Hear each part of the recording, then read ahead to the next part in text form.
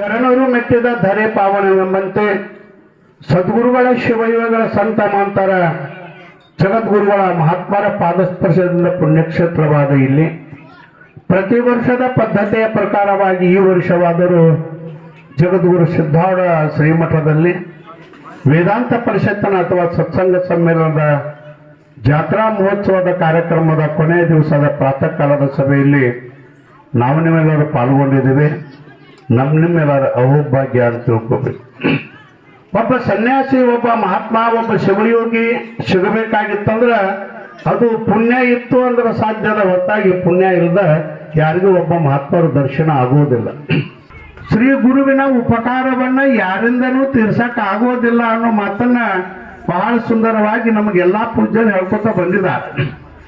ಯಾಕಂತ ಕೇಳಿದ್ರೆ ಗುರು ಏನ್ ಹೇಳ್ತಾನ, ಅವನ ಮಾತಿನೊಳಗೆ ತಾಕತ್ತೇನದ, ಅವನ ಮಾತನ್ನ ಯಾಕೆ ಕೇಳ್ಬೇಕು, ಅವೇನಂತ ಉಪಕಾರ ಮಾಡ್ಯಾನ ಅನ್ನೋದನ್ನ ಪೂಜ್ಯರು ಎಲ್ಲರೂ ನಮಗೆ ಹೇಳ್ಕೊಂಬಂದಾರ.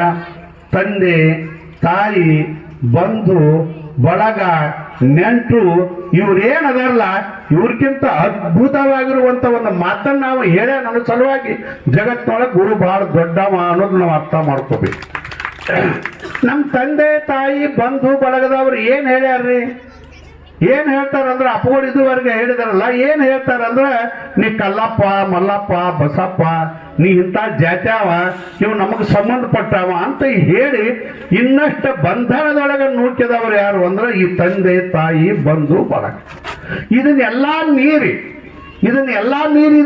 ಮೀರಿ ಏನಪ್ಪಾ ಅಂತ ಕೇಳಿದ್ರೆ ಮಾತು ಮನಂಗಳಿಂದ ಹತ್ತತ್ತ ಮೀರಿದ ಸಾತಿಶಯದ ನಿರುಪಾದಿಕ ಜ್ಯೋತಿಯ ಸ್ವರೂಪ ಯಾರಂತ ಕೇಳಿದ್ರೆ ನೀವಂತ ತಿಳಿಸಿಕೊಟ್ಟವ ಯಾರು ಜಗತ್ತೊಳಗಂದ್ರೆ ಸದ್ಗುರು. ಅದಕ್ಕಾಗಿ ಯಾಕಂದ್ರೆ ಇವತ್ತು ಗುರುವಿನ ಉಪದೇಶ ತಗೊಂಡು ಬಂದ ಶಿಷ್ಯ ಉದ್ಗಾರ ತೆಗಿತಾನ, ಬಹಳ ಅದ್ಭುತವಾಗಿರುವಂತಹ ಮಾತನ್ನ ಹೇಳ್ತಾನ. ಎಂಥಾತ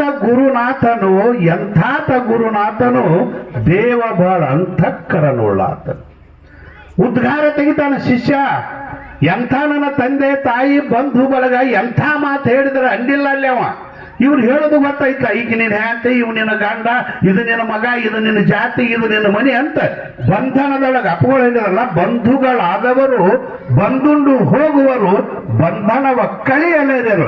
ಇನ್ನಷ್ಟು ಬಂಧನದೊಳಗೆ ನೂಕವ್ರು ಯಾರು ಅಂತ ಕೇಳಿದ್ರೆ ತಂದೆ ತಾಯಿ ಬಂಧು ಬಳಗ.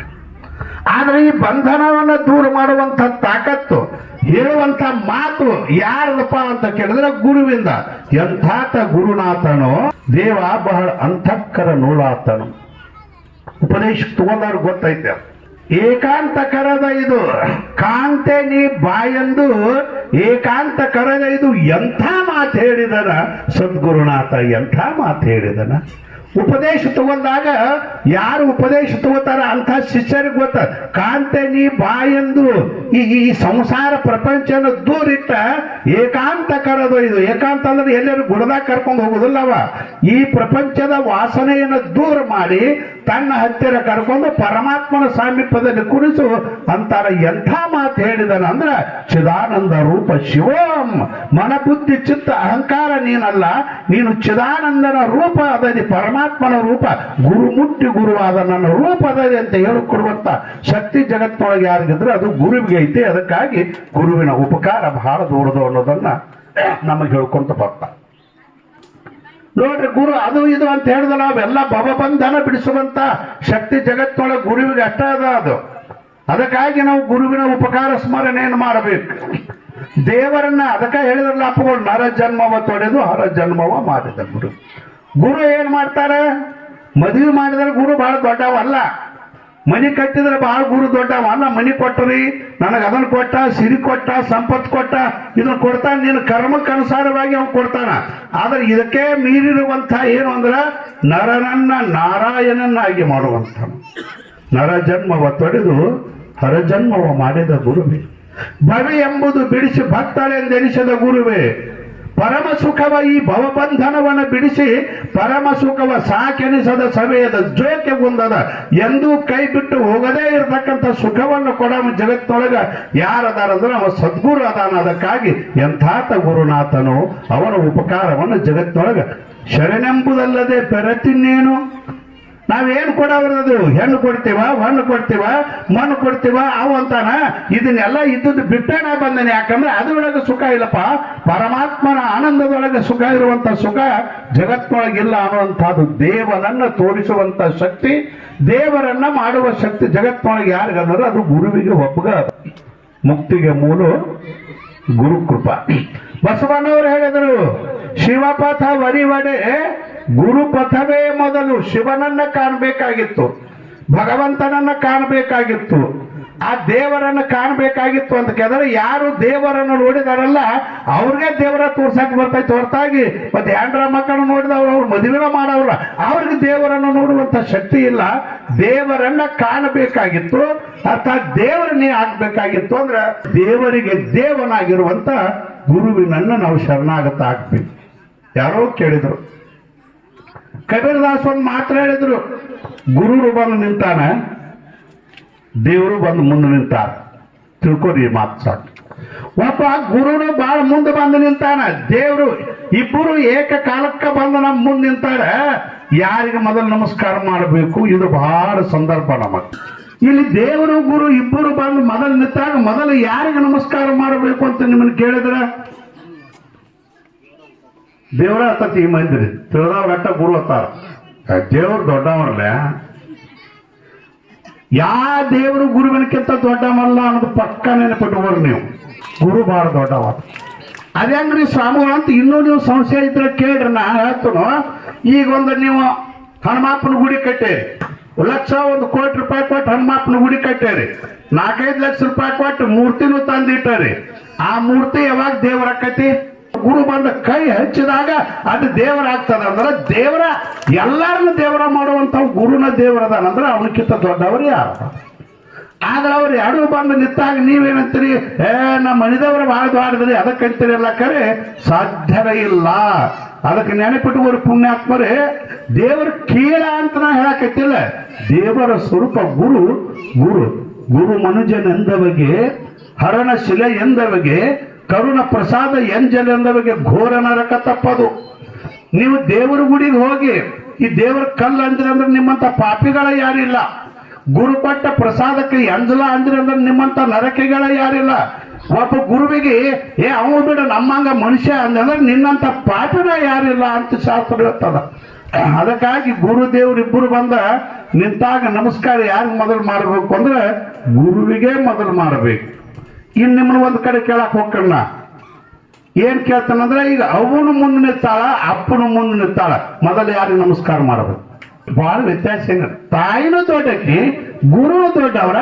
ಇದ್ರೊಳಗೆ ಸ್ವಲ್ಪ ತಂದೆನೂ ದೊಡ್ಡವ, ತಾಯಿನೂ ದೊಡ್ಡವ. ಇದ್ರೊಳಗೆ ಸ್ವಲ್ಪ ವಿಚಾರ ಮಾಡೋದೇನಂದ್ರೆ ಇಬ್ಬರು ದೊಡ್ಡವರ. ಇಬ್ಬರು ಹಿಡಿದ ನಮ್ ಜನ್ಮ ಇಲ್ಲ. ಇದನ್ನ ನೆನಪಿಟ್ಕೋರು ನೀವು. ತಾಯಿ ದೊಡ್ಡಕ್ಕೆ ಅಂದ್ರೆ ತಂದಿರದ ನಮ್ ಜನ್ಮ ಇಲ್ಲ. ತಂದೆನ ಸಲುವ ತಾಯಿನ ಸರ್ವಕ್ಕಿಬ್ಬರು ಸರ್ವದಾರ ನಾವು ಇರ್ತೀವ. ಆದ್ರೆ ಯಾಕೆ ಇಲ್ಲಿ ಮಹತ್ವ ನಾವು ತಾಯಿ ಕೊಡ್ತೀವಿ ಅಂತ ಕೇಳಿದ್ರೆ, ತಮ್ಮ ಅಷ್ಟೇನು ದೊಡ್ಡದಲ್ಲ, ಇಷ್ಟ ತಿಳ್ಕೊ.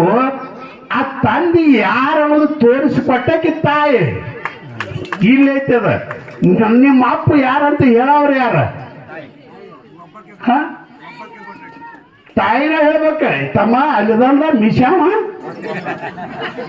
ಅಪ್ಪಿ ಆಂಟ್ ಹಾಕೊಂಡ್ ಬರತೈತಿ ನೋಡ, ಅದ ನಿಮ್ಮ ಅಪ್ಪ. ನೀ ಯಾರಿಗ ಅವ್ವ ಯಾರಿಗ ಅಪ್ಪ ಅನ್ನತೈತಿ ಅವ್ರಿಗೆ ಅಟ್ಟ ಅಪ್ಪ ಆತತಿ, ಎಲ್ಲರಿಗೂ ಅಪ್ಪ ಅನ್ನೋದಲ್ಲ ಅದು. ಅದಕ್ಕೆ ತಂದೆಯ ಪರಿಚಯ ಮಾಡಿ ಕೊಟ್ಟಕ್ಕೆ ತಾಯಿ ಅದಾಳ, ಅದಕ್ಕೆ ತಾಯಿ ದೊಡ್ಡಕ್ಕೆ ಅದಾಳ. ಅದಕ್ಕೆ ದೇವರ ಪರಿಚಯ ಮಾಡಿ ಕೊಟ್ಟವ ಗುರು ಅದಾಳ, ಅದಕ್ಕೆ ಗುರುವಿಗೆ ಮೊದಲು ನಮಸ್ಕಾರ ಮಾಡಿ ನೀ ದೇವರು ಏನು ಅನ್ನೋದು ತಿಳಿಸ್ಕೊಟ್ಟಾರ. ಅದಕ್ಕಾಗಿ ಪುಣ್ಯಾತ್ಮರ ಜೀವನದೊಳಗೆ ಗುರುವಿಗೆ ಬಹಳ ಮಹತ್ವವನ್ನು ನಾವು ಯಾಕೆ ಕೊಡ್ತೇವೆ ಅಂತ ಕೇಳಿದ್ರೆ, ಇದರ ಪರಿಚಯ ಮಾಡಿಕೊಟ್ಟವ ಯಾರು ಅಂತ ಕೇಳಿದ್ರೆ ಸದ್ಗುರುನಾಥ ಅದರ. ಅವನ ಆಶೀರ್ವಾದದೊಳಗೆ ಬಹಳ ತಾಕತ್ತದ. ತಂದೆ ತಾಯಿ ಬಂಧು ಬಳಗ ಅಂತ ವ್ಯವಹಾರದೊಳಗೆ ನಾವು ದೊಡ್ಡವ್ರು ಇರ್ಬೇಕನ್ನ, ಅಧ್ಯಾತ್ಮದೊಳಗೆ ಮಾತ್ರ ಯಾರು ದೊಡ್ಡವರು ಅಂದ್ರೆ ಸದ್ಗುರುನಾಥ ಬಹಳ ದೊಡ್ಡವಾದನ. ನಾ ಗುರುವರಧಿಕಂ. ಆದ್ರೆ ದೇವರಿಗೆ ಗುರುವಿಗೆ ಭೇದ ಇಲ್ಲ. ಆ ದೇವರು ಏನಿದ್ದಂಗ ಅಂತ ಕೇಳಿದ್ರೆ, ಅದ ದೇವರು ಬಂಗಾರ ಇದ್ದಂಗ, ಗುರು ಆಭರಣ ಇದ್ದಂಗ. ಇಷ್ಟ ನೆನ್ಪಿಟ್ಕೋರು. ಒಂದು ಹುಲ್ಲು ಕಟ್ಟಿದ ದೇವರಿಂದ ಅರಿಗಾಡೋದಲ್ಪ. ಆ ದೇವರ ನಮಗ್ ಕಾಣಿಸಬೇಕಾದ್ರೆ ಮತ್ತ ಲೋಕದ ಮಹಾಮನೆ ಹಾಳಾಗಬಾರದೆಂದು ಕರ್ತಾರ ನಟ್ಟಿದನಯ್ಯ ಒಬ್ಬ ಶಿವಶರಣ. ಈ ಜಗತ್ತ ಹಾಳಾಗಬಾರ್ದಂತ ಆ ದೇವರನ್ನ ಯುಗ ಯುಗ ಸಂಭವಾಮಿ, ಧರ್ಮ ಹಾಳಾಗೋ ಟೈಮ್ಗೆ ಧರ್ಮದ ಉದ್ಧಾರಕ್ಕಾಗಿ ಸಾಧು ರೂಪದಿಂದ ಮಹಾತ್ಮರ ರೂಪದಿಂದ ಆ ಭಗವಂತನ ಬಂದಾನಿಲ್ಲಿ. ಭಗವಂತ ಬೇರೆ ಅಲ್ಲ, ಅದಕ್ಕೆ ಹಾಪ್ಗಳು ಹೇಳಿದ್ರಲ್ಲ, ಗುರು ಬ್ರಹ್ಮ, ಗುರು ವಿಷ್ಣು, ಗುರು ದೇವು, ಗುರು ಮಹೇಶ್ವರ, ಸಾಕ್ಷಾತ್ ಪರಬ್ರಹ್ಮ. ಆ ದೇವರನ್ನ ನೋಡುವಂತ ಕಣ್ಣ ನಮಗಿಲ್ಲ. ಆ ದೇವರನ್ನ ಈ ಜಗತ್ತು ಉದ್ಧಾರ, ಯಾಕಂದ್ರೆ ದೇವರ ಮನೆ ಇದು. ಈ ಜಗತ್ತು ಯಾರ ಮನೆ ಅಂದ್ರೆ ದೇವರ ಮನೆ ಇದು. ಈ ಜಗವೆಲ್ಲ ಬಾಡಿಗೆದಾರರು ಜೀವಿಗಳಲ್ಲಿ. ನಾವೆಲ್ಲ ಇದು ಪರಮಾತ್ಮ ಅಂತ ನನ್ನ ಮನೆ ಹಾಳಾತಂದ್ರೆ ಹೆಂಗ್ ಮಾಡ್ಬೇಕಂತೇಳಿ ಹಂಗ ಬರಕ್ ಬರೋದು ಪರಮಾತ್ಮ. ಹಂಗ ಬಂದ್ ಹೆಂಗ್ ಬರ್ತಾನ ನಮಗ? ಯಾಕಂದ್ರೆ ನಾವ್ ಹೆಂಗ್ ಅದನ್ರಿ, ಮಾತು ಮನಂಗಳಿಂದ ತತ್ತ ಸಾವಿಲ್ಲದ ಕೇಡಿಲ್ಲದ ರೂ ಇಲ್ಲದ ಚಲುವಂಗೆ. ಪರಮಾತ್ಮಗ ರೂಪಿಲ್ಲ, ನಿರ್ಗುಣ ನಿರಾಕಾರ ಪರಮಾತ್ಮ ಈ ಜಗತ್ತದ ಉದ್ಧಾರಕ್ಕಾಗಿ ಹೆಂಗ ಬಂದಾನಂದ್ರೆ ಸಾಧು ರೂಪದಿಂದ. ಒಂದ್ ಕಡೆ ಹೇಳ್ತಾರೆ, ಶಿರಕರ ಚರಣಾದಿಗಳಿಂದ ಒಮ್ಮೆ ಬಂದ ಭೂತದ ಗತೆ ಬಂದ್ ಕೈಯ ಕಾಲ ಇಂದ ಬಂದ್ ನಿಂತರು ಒಬ್ಬರ ನಿಂದಿರ್ತಾರೆ, ನೀವು ದೇವಬತ್ತ ತೋಡಕ್ಕಿರ್ ನಾವು. ದೇವ್ರ ಕೈ ಕಾಲ ಇಲ್ಲ, ಅವ ಏನ್ ಮಾಡಿದ, ನಾನು ಇವರಂಗ ಆಗಿ ಇವ್ರನ್ನ ಉದ್ಧಾರ ಮಾಡಬೇಕು ಅಂತೇಳಿ ಶಿರಕರ ಚರಣಾದಿಗಳಿಂದ ಆ ಪರಬ್ರಹ್ಮ ಗುರು ರೂಪದಿಂದ ಅವತಾರ ಗೈದಿಯನಾಗಿ ನಂಬು ನಂಬೆಲು ಮುನಿಜ ಗುರುಪಾದವ.